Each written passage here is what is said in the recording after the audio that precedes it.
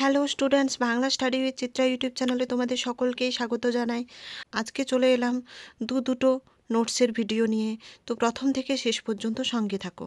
আর নোটসটা যদি তোমাদের ভালো লাগে তাহলে অবশ্যই লাইক কমেন্ট সাবস্ক্রাইব করে দিও আমাদের চ্যানেলটা। আর এই নোটসটা অবশ্যই তোমাদের বন্ধুদের সঙ্গেও শেয়ার করে দিও, যাতে তাদেরও হেল্প হয়। এবং এর পরবর্তীতে তোমাদের আর কী নোটস লাগবে সেটাও আমাকে কমেন্ট করে জানিয়ে দিও। তো চলো বেশি দেরি না করে শুরু করা যাক। আজকে আমাদের আলোচনার বিষয় ক্লাস 12-এর ফোর্থ সেমিস্টারের জন্য খুবই গুরুত্বপূর্ণ প্রশ্ন নিয়ে। হলুদ পোড়া ছোট গল্পে বলাই চক্রবর্তী চরিত্রটি বিশ্লেষণ করে দাও। দেখো, উত্তরটা শুরু করবে এইভাবে। মানিক বন্দ্যোপাধ্যায়ের হলুদ পোড়া একটি রহস্যধর্মী ও মনস্তাত্ত্বিক ছোট গল্প। এই গল্পে গ্রামীণ সমাজের অন্ধবিশ্বাস, কুসংস্কার ও মানুষের ভয়ের মনস্তত্ত্ব গভীরভাবে প্রকাশ পেয়েছে। গল্পের ঘটনাপ্রবাহ মূলত দুটি হত্যাকাণ্ডকে কেন্দ্র করে আবর্তিত হলেও এর অন্তর্নিহিত বিষয় হলো মানুষের মানসিক দুর্বলতা ও সামাজিক বিশ্বাস।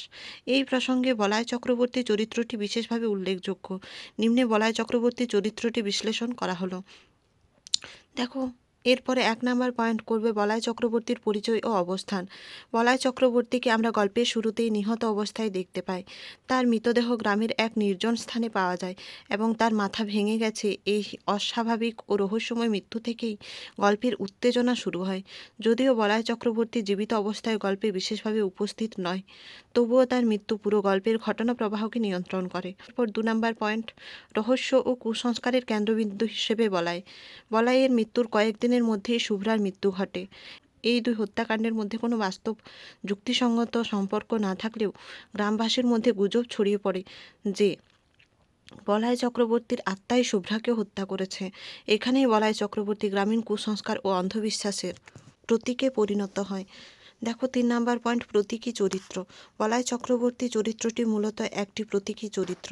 তার মাধ্যমে লেখক দেখিয়েছেন ভয় ও অজ্ঞতা মানুষের মনে কীভাবে অলৌকিক কল্পনার জন্ম দেয়।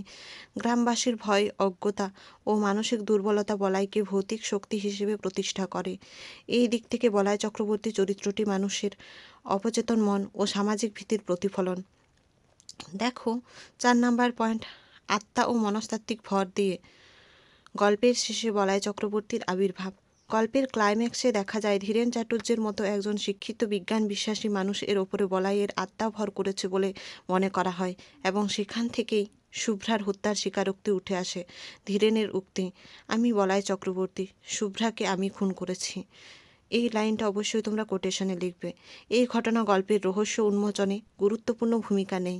এখানে বাস্তব সত্যের চেয়ে মানুষের বিশ্বাসেই প্রধান হয়ে ওঠে, যা বলাই চক্রবর্তী চরিত্রটিকে আরও তাৎপর্যপূর্ণ করে তোলে। দেখো, এরপর 2 নাম্বার নোটস, হলুদ পোড়া গল্পে কুঞ্জ চরিত্র আলোচনা করো।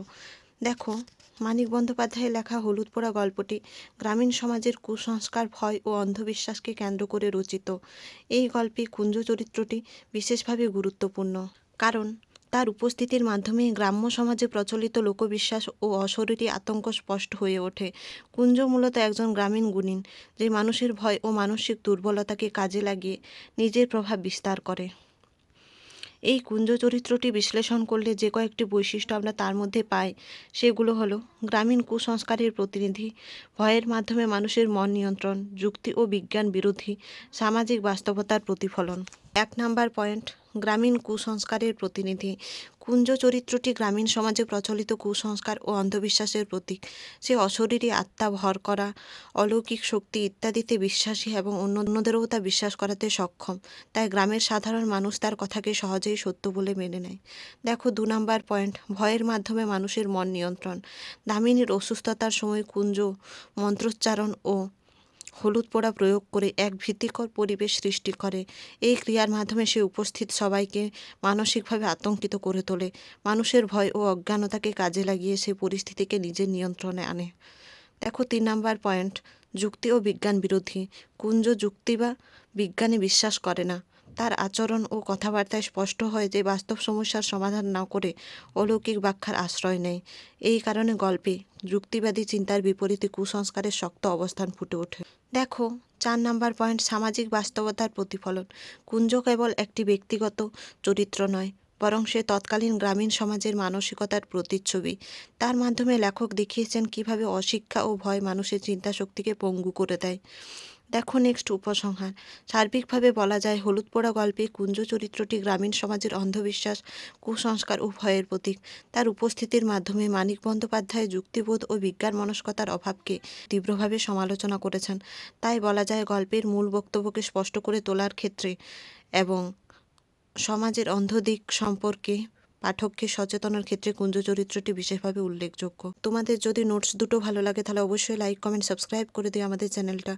আর এই নোটসটা অবশ্যই তোমাদের বন্ধুদেরকেও শেয়ার করে দিও, যাতে তাদেরও হেল্প হয়। এবং এর পরবর্তীতে তোমাদের আর কী নোটস লাগবে সেটাও আমাকে কমেন্ট করে জানিয়ে দিও। তো এর পরবর্তীতে দেখা হচ্ছে নতুন আর একটা নোটসের ভিডিও নিয়ে। ততক্ষণের জন্য সঙ্গে থেকো, পাশে থেকো। ধন্যবাদ।